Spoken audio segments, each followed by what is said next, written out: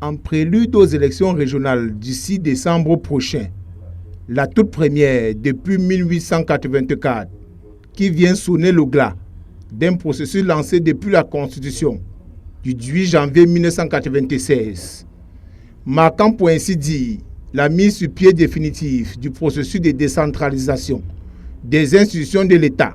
Le président du Conseil électoral se prononce. Nous sommes face à l'espoir. L'élection des conseillers régionaux du 6 décembre 2020 a non seulement le mérite de permettre la mise en place de l'ultime palier institutionnel de la République, mais elle marque également sur le plan constitutionnel un tournant décisif dans l'achèvement du processus de décentralisation si bien entamé par le gouvernement.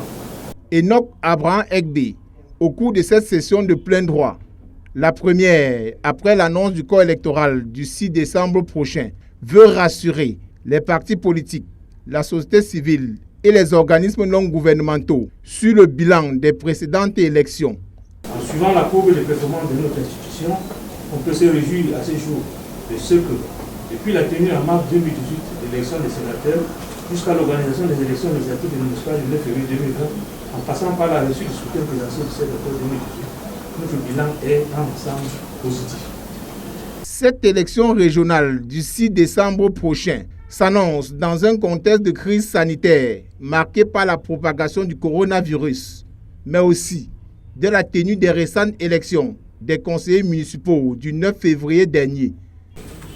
Les membres du conseil électoral vont siéger de plein droit ce matin en vue de mettre toutes les dispositions en marche pour les élections prévues pour le 6 décembre. Nous faisons l'occasion pour vous dire que les membres viennent de sortir fraîchement du terrain. Ils ont évalué la situation sur le terrain et l'état des préparatifs. Le Conseil électoral rassure sur la tenue des élections régionales du 6 décembre prochain. C'est ce qu'on peut retenir de cette première session de plein droit d'Election Cameroun.